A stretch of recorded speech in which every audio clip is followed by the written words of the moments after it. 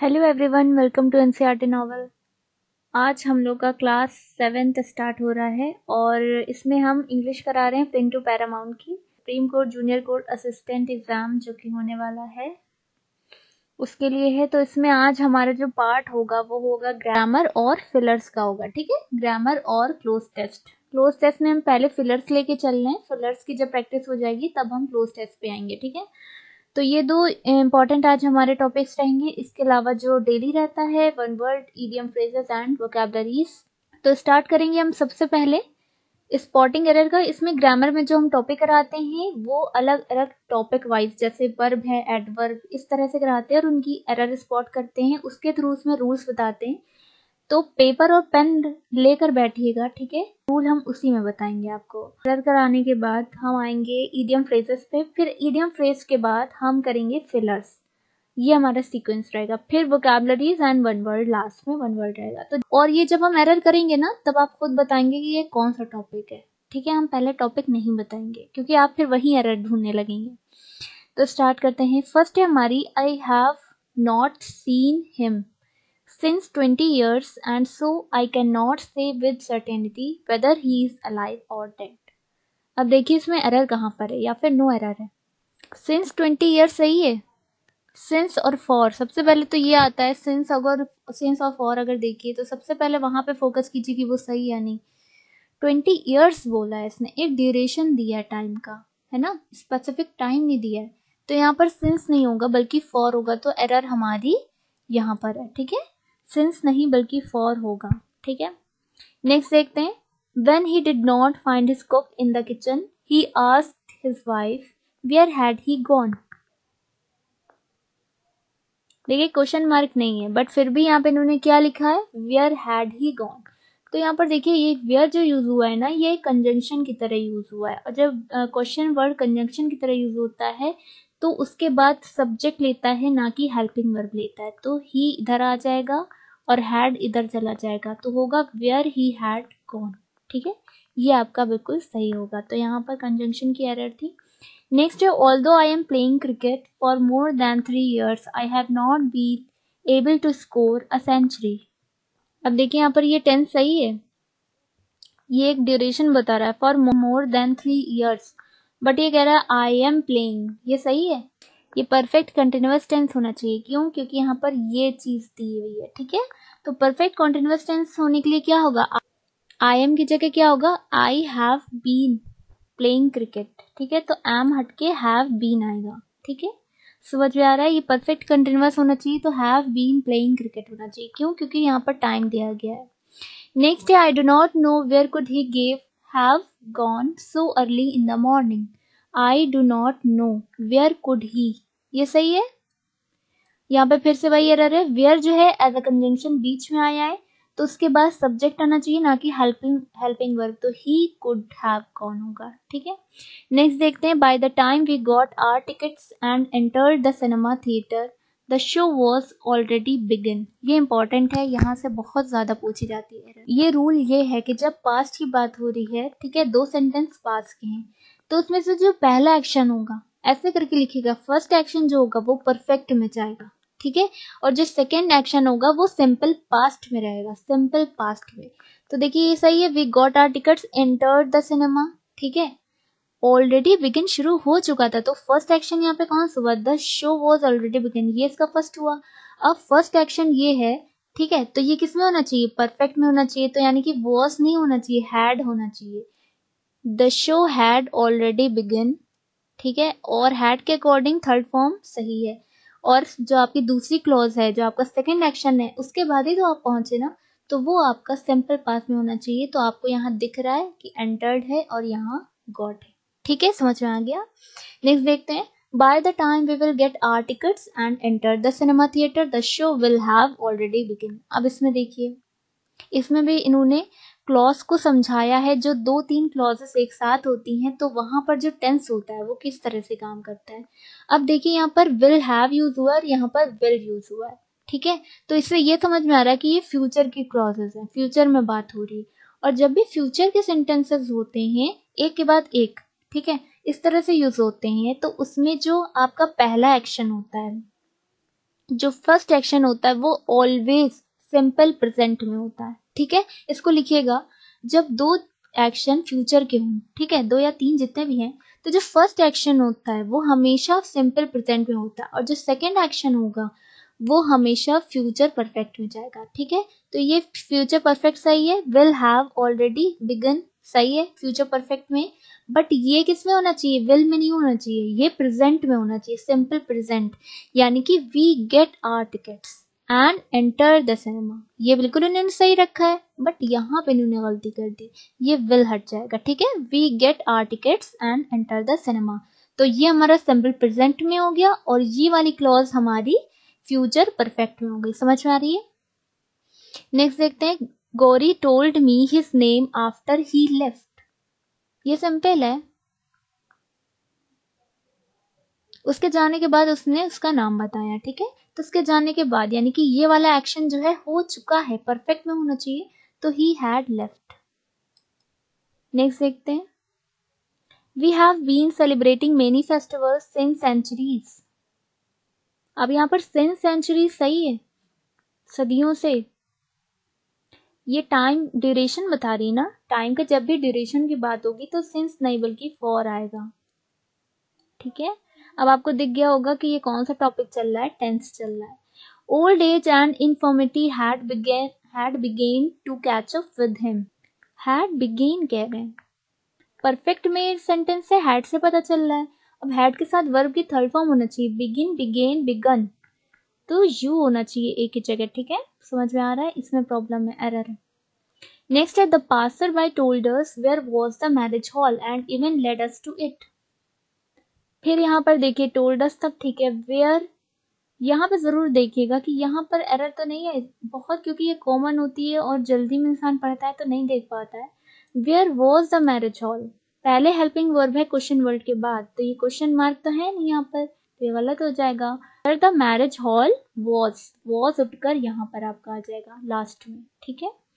Next है, I have pass the examination 2 years ago। अब देखिए एक और रूल लिखिएगा, जब भी पास्ट का कोई सेंटेंस होता है और हमें पता हो टाइम पीरियड नहीं बल्कि उसका टाइम डेफिनेट हो, हमें पता हो कि इतने टाइम पहले या फिर यस्टरडे या फिर उस दिन ऐसा हुआ था, इन 1995 ऐसा हुआ था, इस तरह से कोई जो भी पास्ट का होता है ना, तो उसे क्या करते हैं, सिंपल पास्ट में रखते हैं, ठीक है।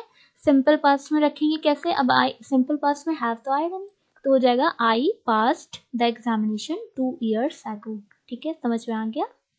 क्यों? क्योंकि उसने यहाँ पे 2 years ago टाइम मेंशन कर दिया है। जब टाइम वो डेफिनेट बता दे तो जो आपका टेंस होगा ना वो सिंपल पास्ट होगा, ये एक रूल होता है, इसे लिखिएगा।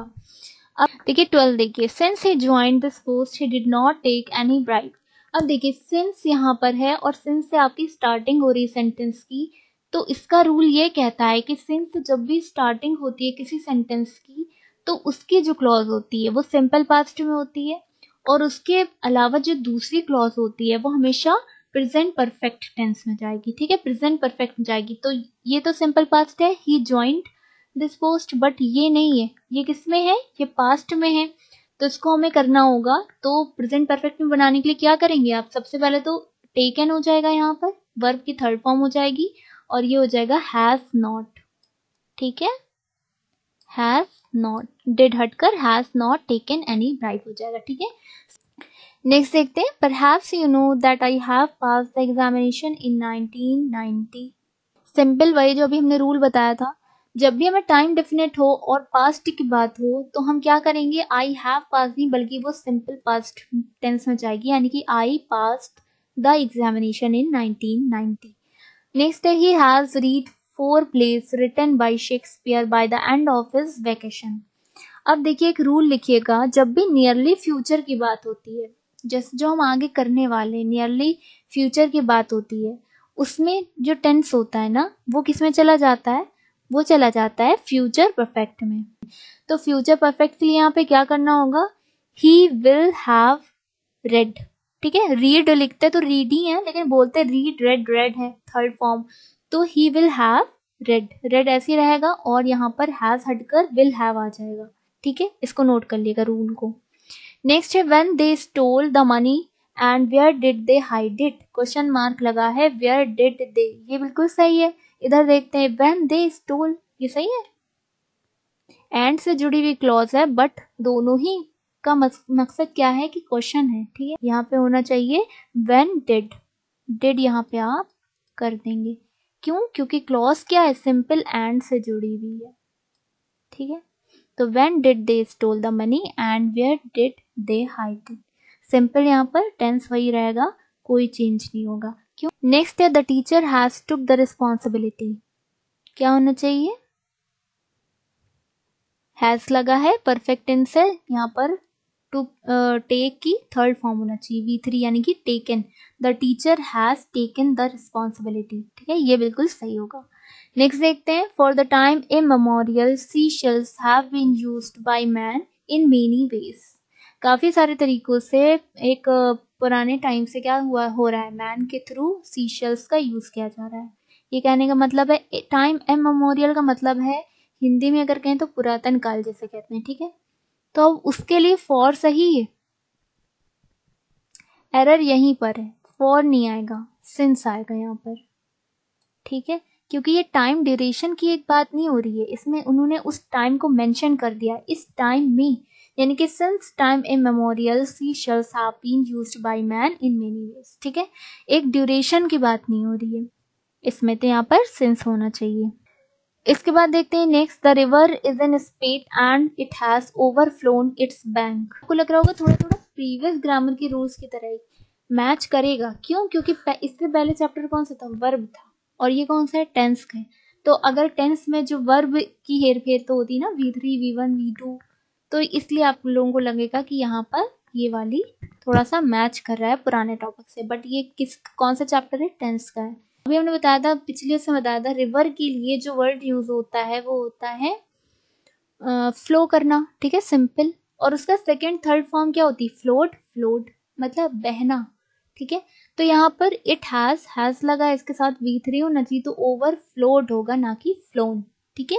और ये फ्लोन जो होता है ये फ्लाई की थर्ड फॉर्म होती है, फ्लाई, फ्लू, फ्लोन, समझ में आ रहा है, fly flu, sorry, fly flu phloem ये होता है, और जो बहने वाली रिवर के बहने वाली बात होती है वो होती है flow, float, float, over flowed होगा, एरर यहाँ पर है। नेक्स्ट है और लास्ट है, the little boy had been waiting for his turn since a long time, a long time के लिए इन्होंने सिंस यूज किया है, सही है, गलत है, फॉर होना चाहिए, फॉर यहाँ पर क्या है, ड्यूरेशन, टाइम ड्यूरेशन की बात है तो फॉर होना चाहिए, ठीक है। तो ये हमारे 19 हो गए, देखिए इसमें 57 लगभग एरर्स हैं, इस चैप्टर में काफी सारे एरर्स हैं, तो इसके रूल हम धीरे धीरे बताएंगे, 3 पार्ट में करेंगे इसे। पहले इडियम फ्रेजेस कर लेते हैं, समैरिटन तक हो गया था इडियम फ्रेजेस में, आज है ग्रास विडो। देखिए ग्रास विडो उसे कहते हैं जो शादीशुदा औरत अपने हस्बैंड से दूर होती है, चाहे डिवोर्स की वजह से हो, चाहे दूर रह रही हो, मतलब वो उससे दूर हो, ठीक है। हिंदी में भी लिखा है, ऐसी विवाहिता जिसका पति से दूर हो, या फिर a woman who is separated, divorced और lives apart from her husband, ठीक है, तो उसको क्या कहेंगे, ग्रास विडो कहेंगे। नेक्स्ट है grease the palm, grease the palm, अब इससे क्या सेंस निकल रहा है कि पाम से जब आप हथेली पे ग्रीस लगाते हैं तो वो जल्दी छुटती है, नहीं छुटती है। इसी तरह जो रिश्वत लोग लेते देते हैं ना, उनकी वो आदत नहीं छुटती है, ठीक है, इस तरह से आप याद रख सकते हैं। तो इसका मतलब है टू ब्राइब, रिश्वत देना, ग्रीस द पाम मतलब टू ब्राइब। नेक्स्ट है ग्रीन रूम, ग्रीन रूम आपको पता होगा, उसको कहते हैं जो थिएटर या फिर स्टूडियो होते हैं जहाँ पे हीरो हीरोइन क्या होते हैं, तैयार हो रहे होते हैं, ठीक है, जहाँ पे वो तैयार हो रहे होते हैं अपनी परफॉर्मेंस के लिए, ठीक है। नेक्स्ट है ग्रिस्ट टू वन स्मेल, अब देखिए ग्रिस्ट मतलब होता है कि जो अनाज है जो पीसा जाता है फिर उसे कहते हैं, उसके लिए वर्ड यूज होता है ग्रिस्ट। तो ग्रिस्ट टू वन स्मेल, मिल समझ में आ रहा है ना, तो इससे क्या मतलब वो सिस जाता है तो हम उससे रोटी गूंद के रोटी बनाते हैं, तो उससे हमें क्या मिलता है, फायदा मिलता है, यानी कि कोई चीज फायदेमंद होना, यानी कि something that can be use for one's advantage, ऐसी कोई चीज हो जिससे हमें क्या मिले, फायदा मिले, तो ग्रिस टू वंस मिल, समझ में आ रहा है, इस तरह से आप याद रख सकते हैं। फिर है हाल्सियन डेज, हाल्सियन डेज क्या होते हैं, खुशियों भरे दिन, सुकून के दिन, यानी कि पीसफुल डेज, ठीक है, इसे याद रखिएगा, अच्छा है, इंपॉर्टेंट है। हैमर एंड सिकल, अब आपने एक सिंबल देखा होगा इस टाइप से, एक इस टाइप से होता है, और इस टाइप से करके थोड़ा सा होता है। ठीक है, हम बहुत अच्छा सा नहीं बना पा रहे हैं। इस टाइप का एक सिंबल देखा होगा, ये कौन सा सिंबल होता है? ये होता है कम्युनिज्म। कम्युनिज्म का ये सिंबॉलिक रिप्रेजेंटेशन होता है। तो इसमें हैमर क्या है, ये आपका हथौड़ा होता है और ये आपका हसिया होता है, जैसे आप सिकल बोलते हैं। ठीक है, तो hammer and sickle means a symbolic representation of communism in general. ठीक है, सिंपल ये रिप्रेजेंटेशन होता है सिंबल के थ्रू। नेक्स्ट है हैमर एंड टोंग्स। हैमर आपको पता है हथौड़ा होता है, और टोंग्स का क्या होता है, चिमटा जिससे रोटी उतारते हैं। ठीक है, तो हैमर एंड टोंग्स, इसका मतलब क्या, बहुत ज्यादा मेहनत से, यानी कि विद ग्रेट एफर्ट और एनर्जी। एक और होता है बहुत ज्यादा मुश्किल से, वो अभी आगे आएगा तो वहां पर इसको इसको हम याद दिलाएंगे। ठीक है, इसका मतलब होता है ग्रेट एफर्ट और एनर्जी के साथ। ठीक है, विद हैमर एंड टोंग्स, इस तरह से यूज करते हैं। नेक्स्ट है हैंड एंड ग्लव विथ। अब देखिए आपके हाथ है और उसमें आपने क्या कर लिया, ग्लव्स भी पहन लिया। इसका क्या मतलब हो गया कि आप ऐसे डॉक्टर हैं जो बहुत अच्छे से कोऑपरेट कर रहे हैं। ठीक है, अच्छे से कोऑपरेट कर रहे हैं। समझ में आ रहा है? इस सेंटेंस को याद रखिएगा, तभी वहां पर रिकॉल करेगा माइंड में, इन क्लोज कोऑपरेशन। ठीक है, hand and glove with. Next है हैंग बाय अ थ्रेड। अब सोचिए वो लटका है किससे, थ्रेड, थ्रेड के थ्रू। आपका इतना नाजुक सा, उससे वो क्या कर लिया, उसने हैंग कर लिया खुद को। यानी कि क्या है कि वो कभी भी नीचे गिर सकता है। बहुत ही ज्यादा नाजुक कंडीशन में होना, be in a risky situation. समझ में आ रहा है? क्योंकि थ्रेड क्या है, बहुत कमजोर होता है, बिल्कुल कभी भी टूट सकता है। अब उसके थ्रू उसने क्या कर लिया, खुद को हैंग कर लिया है, यानी कि सिचुएशन बहुत ज्यादा रिस्की बन चुकी है। नेक्स्ट है हार्ड नट टू क्रैक। बहुत ज्यादा मुश्किल प्रॉब्लम हो या फिर किसी चीज को समझना बहुत ज्यादा टफ हो, उस वहां जैसे हम लोग हिंदी में कहते हैं ना, लोहे के चने चबाना, उस सेंस में इंग्लिश में ये वाला इडियम यूज करते हैं, हार्ड नट टू क्रैक। ठीक है, और डिफिकल्ट प्रॉब्लम टू सॉल्व, या फिर a person difficult to understand. समझ में आ रहा है? दोनों ही चीजें हो सकती है। नेक्स्ट है हॉल ओवर द कोल्स। अब देखिए इसका हमें कोई ट्रिक नहीं बन रही थी, तो इसको ऐसे याद रखिए। वैसे तो इसका देखिए सोचने में लग रहा है कि ओवरहॉलिंग के लिए चीजें जाती है ना आपके वेयर हाउसेस से जहाँ पे रखी जाती हैं, तो ओवरहॉल के लिए जाती हैं, तो वहाँ पे क्या होता है, वहाँ पे एक जगह से दूसरी जगह ले जाते हैं उनको। पता लगा कोल्स की पिसाई चल रही है, उनको छोटा छोटा ग्रेन साइज में तोड़ा जा रहा है, तो ये सारी चीजें होती हैं हालांकि। लेकिन इसका असली मीनिंग जो है वो यहाँ पर यूज होता है कि किसी को कोसना, किसी को स्ट्रांगली क्रिटिसाइज करना, उस सेंस में यूज करते हैं हॉल ओवर द कोल्स। समझ में आ रहा है? हैव फिंगर इन द पाई, इस तरह से आप याद रख सकते हैं इसे। आपकी उंगली है किसी चीज में, ठीक है, किसी मैटर में आपकी उंगली भी है, तो इसका मतलब क्या है कि आप किसी चीज में इन्वॉल्व हैं।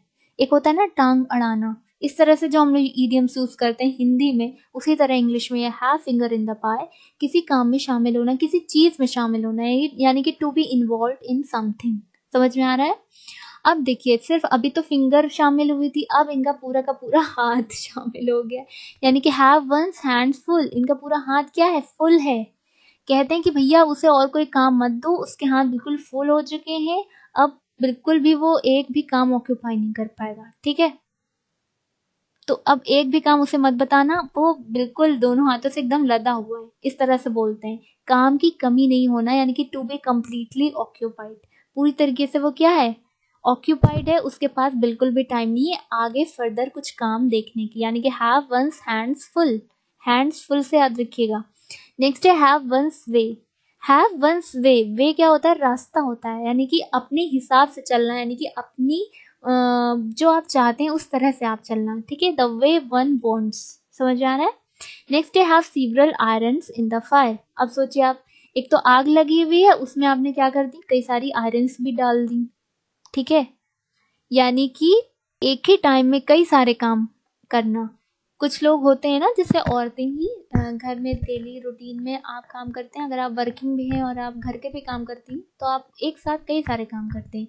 आप उधर कुकर में सब्जी भी बना रही होती हैं और उधर आप मोबाइल में पीडीएफ फॉरवर्ड कर रही होती हैं, कुछ भी पढ़ाई कर रही होती, कुछ भी आप करती हैं ना, और उधर सफाई भी बीच बीच में चल रही होती है, आपकी किचन भी साफ करना चल रहा हो, तो कई सारे काम एक टाइम में होना। ठीक है, एक ही टाइम में कई सारे काम होना, शामिल होना, तो उसके लिए ये इडियम आता है have several irons in the fire. To be involve in many projects और activities at the same time. समझ में आ गया।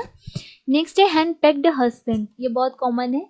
हैंड पेक्ड हस्बैंड बोला जाता है जोरू के गुलाम को, यानी कि admirer of one's own wife in a servile manner. Next है हरकुलिन टास्क। हरकुलिन टास्क जो होता है ना, इसका मतलब ये होता है कि बहुत ज्यादा मुश्किल काम करना। ठीक है, अभी हमने बताया था कि ऐसा कुछ करना जो बहुत ज्यादा एफर्ट और एनर्जी, तो इन दोनों में कंफ्यूज मत होइएगा। ठीक है, हैमर एंड टोंग्स और हरकुलिन टास्क। देखिए हरकुलिन टास्क में ये मतलब है कि बहुत ज़्यादा टफ काम करना, बहुत ज़्यादा काम जो है वो टफ है। ठीक है, उसके लिए बहुत ज़्यादा आपको एफर्ट्स लगाने पड़ेंगे तब हो पाएगा, यानी कि टास्क रिक्वायरिंग ट्रेमेंडस एफर्ट्स। अब यहाँ पे देखिए ट्रेमेंडस जो हम प्रीवियस उसमें आता है, ट्रेमेंडस वर्ड सिनोनिम में आया था ट्रेमेंडस, तो आपके सिनोनिम उसमें एक्सेसिव दिया था। अब समझ में आ रहा है। वैसे तो हम लोग ट्रेमेंडस परफॉर्मेंस ज़्यादातर सुनते हैं, क्योंकि रियलिटी शोज के अकॉर्डिंग उसमें अगर हम सुनते हैं ट्रेमेंडस परफॉर्मेंस सुनते हैं, बट वहाँ पे वही होता है कि आप जितना दे रहे हैं उससे कहीं ज़्यादा एक्सेसिव अमाउंट में आपने दिया, परफॉर्म किया। ठीक है, उसी तरह यहाँ पे ट्रेमेंडस एफर्ट देनी होती है किसी टास्क को, तो उसके लिए इडियम आता है हरकुलिन टास्क। ठीक है, और अगर आप कोई काम बहुत मेहनत और एनर्जी से कर रहे होते हैं तो उसके लिए आता है हैमर एंड टोंग्स। समझ में आ रहा है इन दोनों में फर्क। नेक्स्ट है high and dry. Deprived situation. ठीक है, जो अलोन, अलोन ब्रैकेट में लिखा है। डिप्राइव्ड मतलब क्या होता है? डिप्राइव्ड होता है किसी, मतलब कि उसको जो भी चीजें चल रही होती हैं उसका अता पता नहीं होता है। ठीक है, हिंदी में एक वर्ड होता है वंचित, वो इस चीज से वंचित है, उसे इस बारे में पता ही नहीं है। ठीक है, उसे इस सिचुएशन में पता ही नहीं है, यानी कि वो अकेला है। इस ये भी कह सकते हैं, यानी कि हाई एंड ड्राई। ठीक है, समझ में आ रहा है। नेक्स्ट है हाई हैंडेड। अब हाई हैंडेड का क्या मतलब है? घमंडी टाइप के किंग नहीं होते हैं, उनके लिए ये वर्ड हम लोग ईडियम यूज कर सकते हैं, क्योंकि उनके लिए हिंदी में जो आता था निरंकुश राजा, इस तरह से आपने सुना होगा, अगर आपके दिमाग में होगा निरंकुश राजा। ओवर बियरिंग, यानी कि वो अपने लिए कुछ भी सुन नहीं सकते हैं, उनके लिए आप कुछ कह नहीं सकते हैं। समझ में आ रहा है, ये चीज है। नेक्स्ट है हाई लिविंग। हाई लिविंग आपको पता है, ऐशो आराम की जिंदगी, आपका कंफर्ट, जो कंफर्ट लेवल है वो बहुत ज्यादा हाई हो, बहुत ज्यादा अच्छे से हो, यानी कि living with comfort and ease. ठीक है, hit below the belt. Hit below the belt का मतलब है कि गलत तरीके से आप स्ट्राइक करें, तो अटैक करें। ठीक है, तो to strike unfairly, hit below the belt. ठीक है, इसे समझाने की जरूरत नहीं है। नेक्स्ट है हिट द जैकपॉट।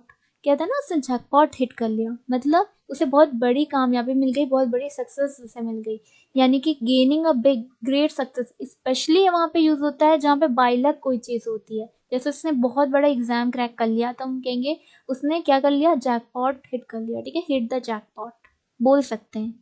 नेक्स्ट है hit the nail on the head.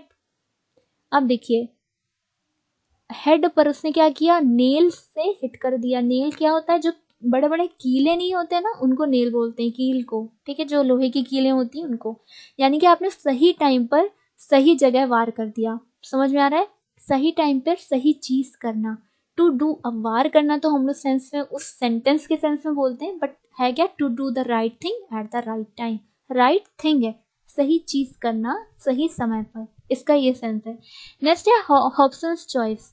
अब हॉब्सन्स चॉइस होती है कि आपके पास अब कोई ऑप्शन नहीं बचा है, जो आपको मिला है आप चुपचाप वही ले लिए। ठीक है, यानी कि नो ऑल्टरनेटिव। ठीक है, आपके पास कोई ऑप्शन अब नहीं है, हॉब्सन्स चॉइस। समझ में आ गया। नेक्स्ट है होल एंड कॉर्नर पॉलिसी। अब देखिए देखने से लग रहा है ऐसी कौन सी पॉलिसी है जो होल, मतलब एक तो WHOL वाला होता है, इसका मतलब होता है पूरा।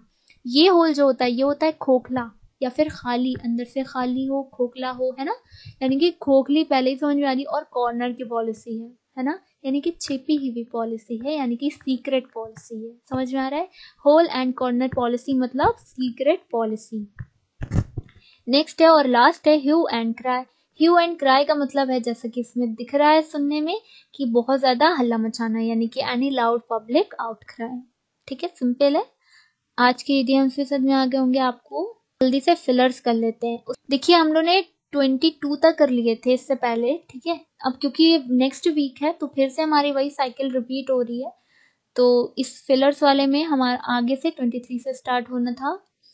तो ये है, it was said of Akbar that he rarely more than 3 hours a day. अब यहाँ पर क्या आना चाहिए, it was said of Akbar. देखिए स्लीप्स स्लीपिंग तो होगा ही नहीं, कंफ्यूजन कहाँ होगा, हैड स्लेप्ट और स्लेप्ट में। बट याद रखिएगा ये क्या है, इट वॉज सेट है, वॉज है, यहाँ पर क्या होना चाहिए, सिंपल पास्ट होना चाहिए इस सेंटेंस में, यानी कि he rarely slept more than 3 hours a day। ठीक है। नेक्स्ट है as the bare mountains turned green the people found, क्या होना चाहिए, looking forward to spring. As the bare mountains, जैसे ही माउंटेन क्या हुए, ग्रीन हो गए, स्प्रिंग पे खुद को वहां पे देख रहे हैं, तो खुद को वहां पे देख रहे हैं, एम आएगा, themselves आएगा, क्या आएगा, दे तो आएगा नहीं, the people found they looking, नहीं, खुद को देख रहे हैं यानी कि themselves।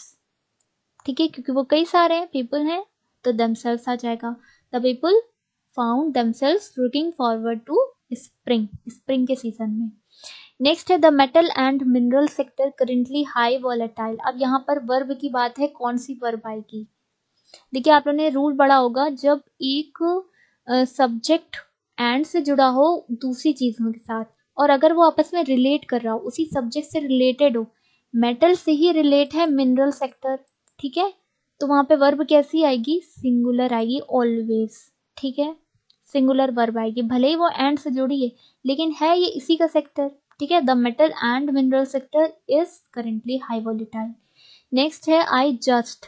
अब देखिए जस्ट के रूल होते हैं, जस्ट एक तो आता है वर्ब से सीधा पहले, हमेशा याद रखिएगा, क्योंकि इस ऐसे ही जगह पर कंफ्यूजन फिर होता है। ठीक है, वर्ब से सीधा पहले बीच में कुछ भी नहीं होगा, जस्ट और वर्ब के बीच में कुछ भी नहीं होगा। और जस्ट नाउ वाला जो होता है, जस्ट नाउ जो एक साथ यूज किया जाता है, वो हमेशा वो वर्ब के बाद आता है, तो वर्ब के बाद उसके आगे कुछ भी हो सकता है, मतलब समझिए वर्ब है उसके बाद कुछ भी हो सकता है, डायरेक्ट भी हो सकता है, और फिर जस्ट नाउ एक साथ आ जाएगा। लेकिन इस वाले केस में क्या होता है, वो यहाँ पे दिख रही, यानी कि हेल्पिंग वर्ब नहीं आएंगी, तो ये दोनों तो पहले ही क्रॉस हो गए। अब इन दोनों में कौन सी आएगी, हियरिंग आएगी, हर्ड आएगी। I just heard that Peter is in Australia, या फिर I just hearing that Peter is in Australia, तो यहाँ पे हर्ड होगा, I just heard that Peter is in Australia. ठीक है, समझ में आ रहा है। वैसे भी आप अगर सिंपल आप रीडिंग करते होंगे तो आप ये आराम से कर लेंगे, तब बताने की जरूरत नहीं, लेकिन फिर भी ग्रामेटिकली भी हमें बताना चाहिए यहाँ पर। To write regularly dash is what she wants to do now,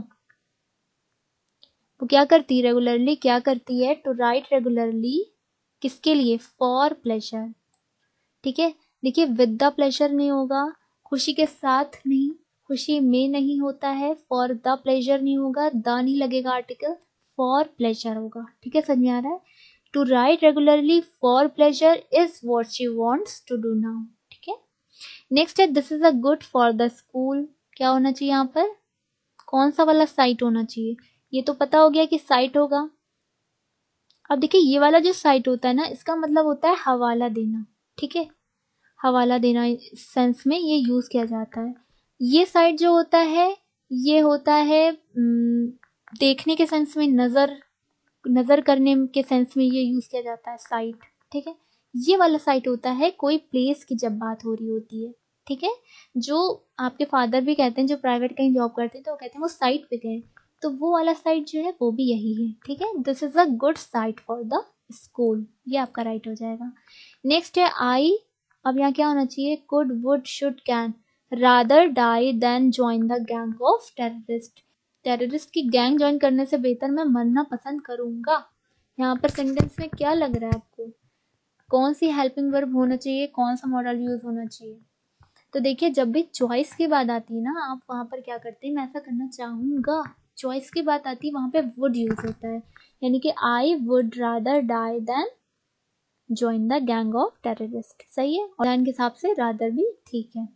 उसके बाद नेक्स्ट है that week the dollar dropped its lowest levels. अब देखिए यहाँ पे प्रीपोजिशन की एरर है, मतलब एरर क्या है आपको फिल करना है, टूवर्ड्स तो होगा नहीं, अब कंफ्यूजन होगा टू एट बाय।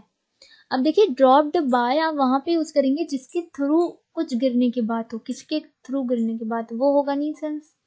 ठीक है, अब ड्रॉप्ड एट का मतलब होता है जिस पर गिरना, मतलब किसी चीज पर गिर रहा है तो ड्रॉप्ड एट समथिंग। ठीक है, अब यहाँ पर पैसा गिरने की बात है, यानी कि उसके लेवल गिरने की बात है। ठीक है, उसका एक लेवल है और वो वीक में क्या कर रहा है, वो लोवेस्ट लेवल पे, अपने लेवल से लोवेस्ट लेवल पे जा रहा है, तो पैसा गिरने की बात हो रही है तो वहां पर टू आएगा, ठीक है, dropped to its lowest level. समझ में आ गया। नेक्स्ट है the court has absolved him. Absolved क्या होता है, हमने बताया था बरी करना, ठीक है, कोई इल्जाम लगे हो उससे बरी करना, उसे कहते हैं absolved. The court has absolved him, उसने उसे बरी कर दिया, किससे, चार्जेस से। एब्सॉल्व्ड क्या करता है, फ्रॉम लेता है अपने साथ, ठीक है, एब्सॉल्व्ड फ्रॉम, ठीक है, किसी चार्जेस से बरी होना, किसी गुनाह से बरी होने की बात है ना, तो फ्रॉम यहाँ पर आएगा, यानी कि the court has absolved him from all the charges levelled against him. Next है all civilized nations now believe in. अब यहाँ पे कौन सा वाला आएगा, ह्यूमन आएगा, ह्यूमन आएगा, ह्यूमैनिटेरियन आएगा, ह्यूमिलिएटिंग आएगा। ट्रीटमेंट ऑफ प्रिजनर्स, प्रिजनर्स की बात है ना, तो उनके साथ कैसा एक्ट किया जाता है, वॉयलेंट एक्ट किया जाता है, क्रुएल्टी भरा एक्ट किया जाता है ना, तो अब यानी कि कैसा करने लगे हैं, ह्यूमन करना चाहिए, ह्यूमन, ठीक है, ह्यूमन। इसकी स्पेलिंग याद रखिएगा, लास्ट में ई होता है इसमें। इसका मतलब ये है कि आपके दिल में उनके लिए क्या होना चाहिए, सिंपैथी होनी चाहिए, ठीक है, सिंपैथेटिक ट्रीटमेंट एक तरीके से आप कह सकते हैं, ठीक है, तो human treatment of prisoners. Next है regular supply of electricity can,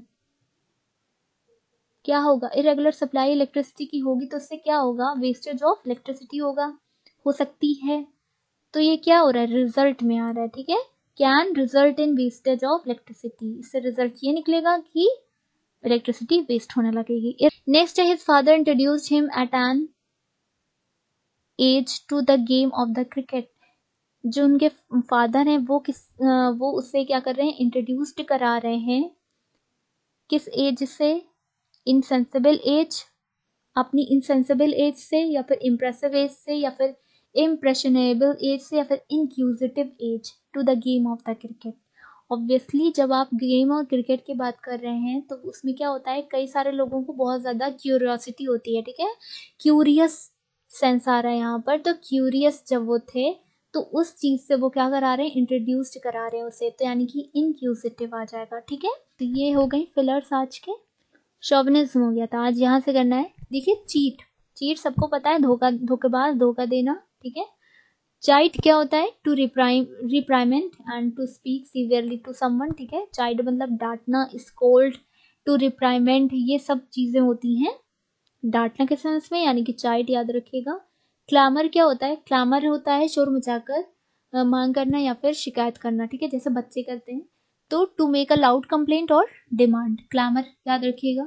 फिर है क्लैंडस्टिन, क्लैंडस्टिन होता है कुछ भी छुपा हुआ, यानी कि प्लान्ड वे में, प्लान्ड कुछ था पहले से छुपा हुआ, हमें नहीं पता था, ठीक है, डन इन सीक्रेट। क्लैंडस्टिन इसका सिनोनिम आप कह सकती हैं सीक्रेट, ठीक है, सरप्टिशियस, ये सब कह सकती हैं, सरप्टिशियस, सीक्रेट, ये सब कह सकते हैं।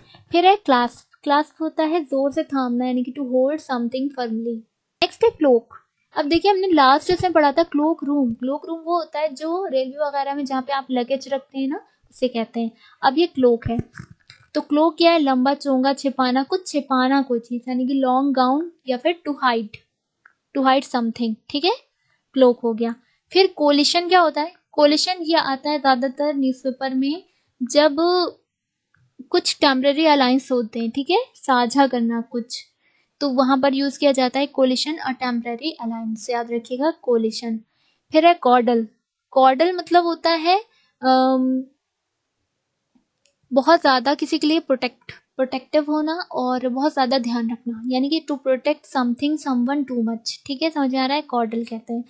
नेक्स्ट है कोलेट, कोलेट होता है कोई भी चीज लाइन से रखना, मतलब कि एक ऑर्डर होता है ना, एक ऑर्डर में रखना, प्रॉपर ऑर्डर में रखना, और उसको मतलब ज्यादातर जो ये यूज होता है वो उस सेंस में यूज होता है, जैसे आप कोई चीज, दो चीजें हैं, जैसे इधर क्वेश्चन है इधर आंसर है और आप मैच करा रहे हो कि आपने सही किया है नहीं, ठीक है, जो इसमें लिखा है देखिए हिंदी में, गलती ढूंढने हेतु मिलान करना, ठीक है, तो इस तरह से रखना, to put in proper order, समझ में आ रहा है, उसे कहते हैं कोलेट।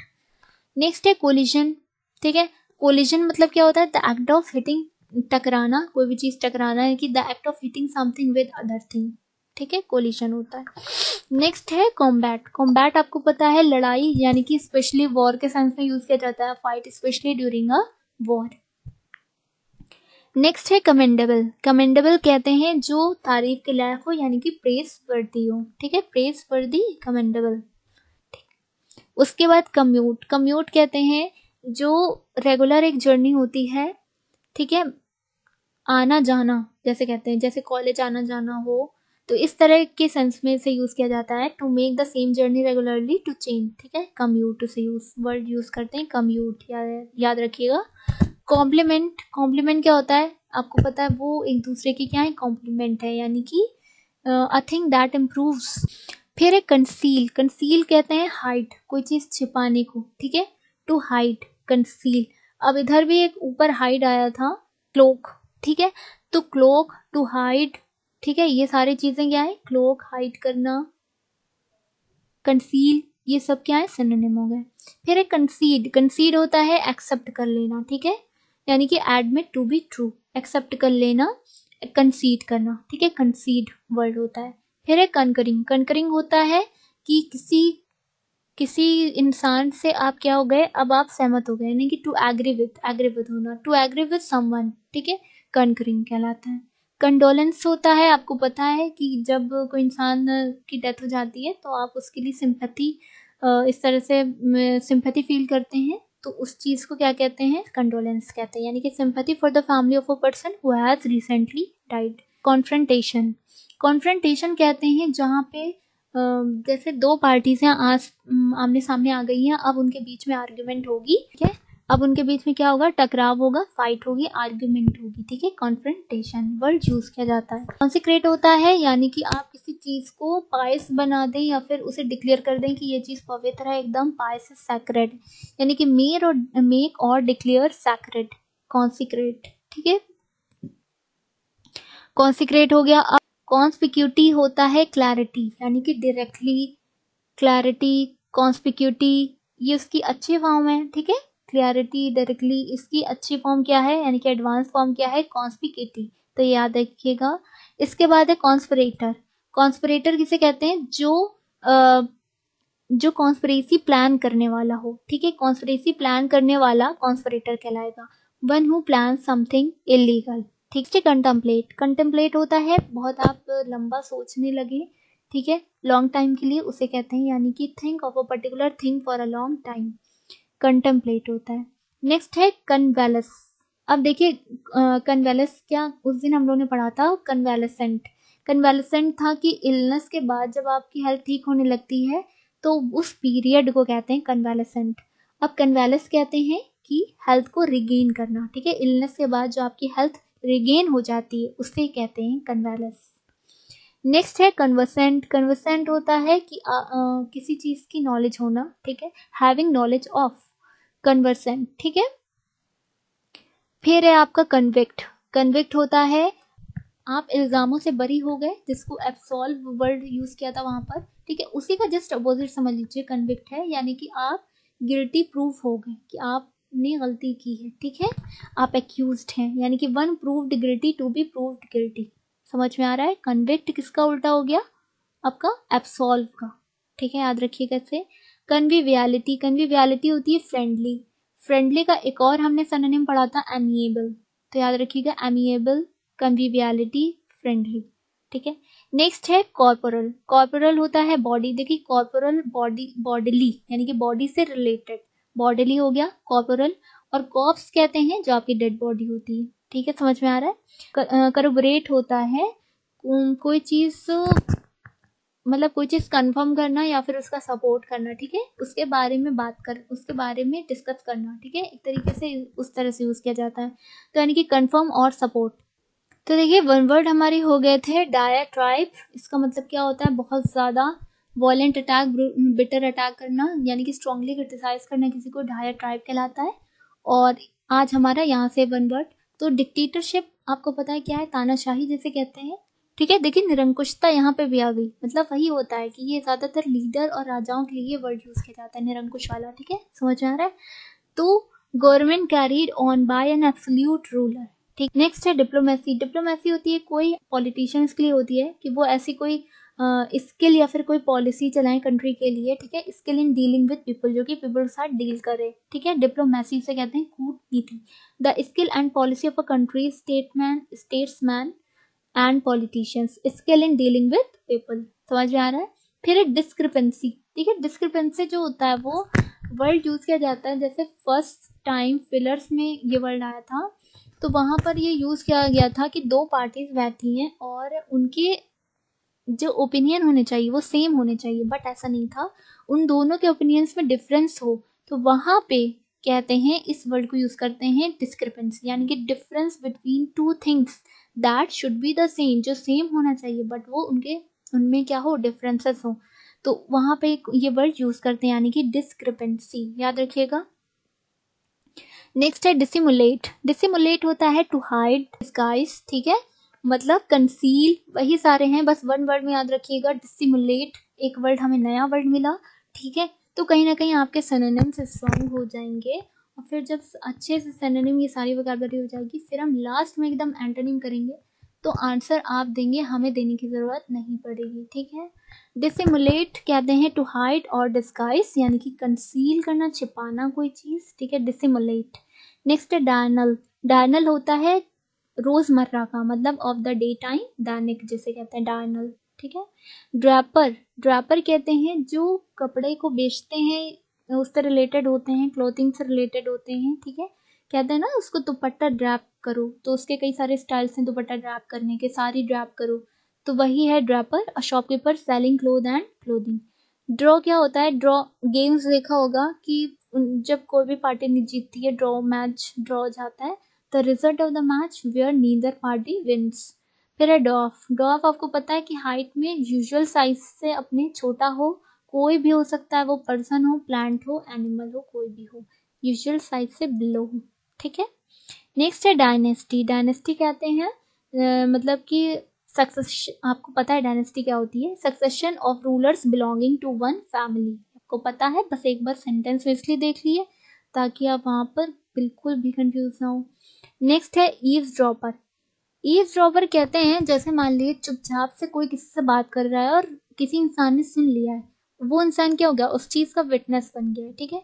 तो one who witnesses secretly to private, ठीक है, जैसे आप किसी से कॉल कर रहे हो या कोई बात कर रहे हो और कोई तीसरा इंसान चुपचाप से सुन ले, तो उसको क्या कहेंगे, ईव्स ड्रॉपर कहेंगे। इकोनॉमिकल क्या होता है, इकोनॉमिकल किफायती कहते हैं, one who is careful in the use of money, fuel etcetera. Next है एडिबल। एडिबल कहते हैं जो खाने के लायक होता है, यानी कि that which is fit to be eaten, खाने के लायक है, एडिबल कहलाता है।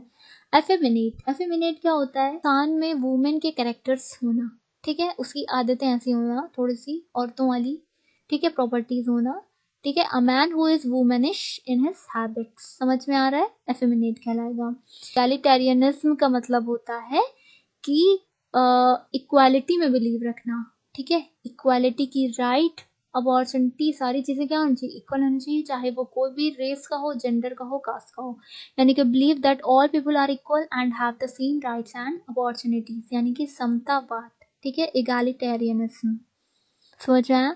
नेक्स्ट है इगोइस्ट। इगोइस्ट कहते हैं जो खुद से सिर्फ प्यार करता है और किसी से प्यार नहीं करता है। सुपरसिलियस भी वर्ड आता है इसका, ये एक अच्छा सिनोनिम है, इसे याद रखिएगा, सुपरसिलियस।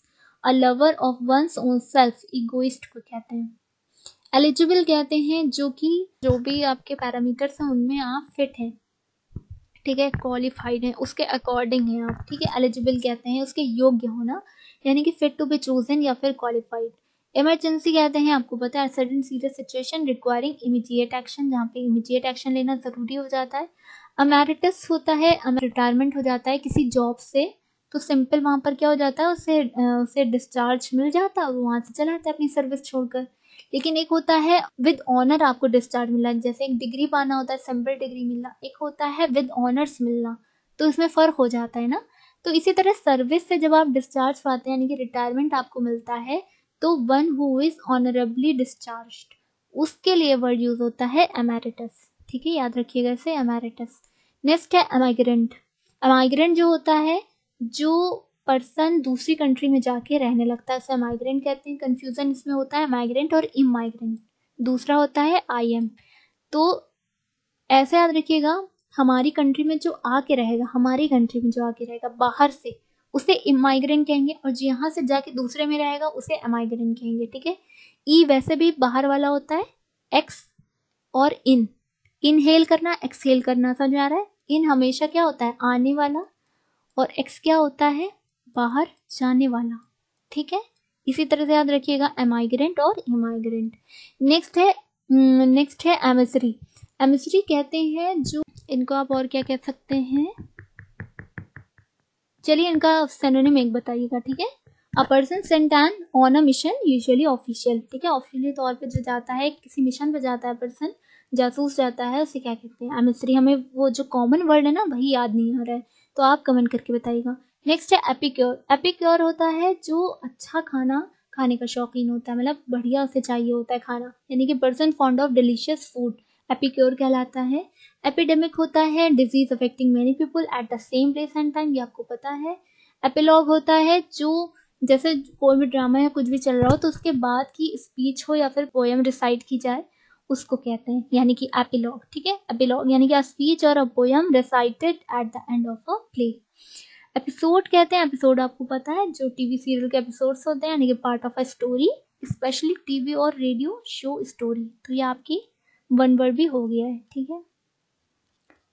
तो आपको अगर ये सेशन अच्छा लगे तो प्लीज़ लाइक कीजिएगा, शेयर कीजिएगा। Thank you so much.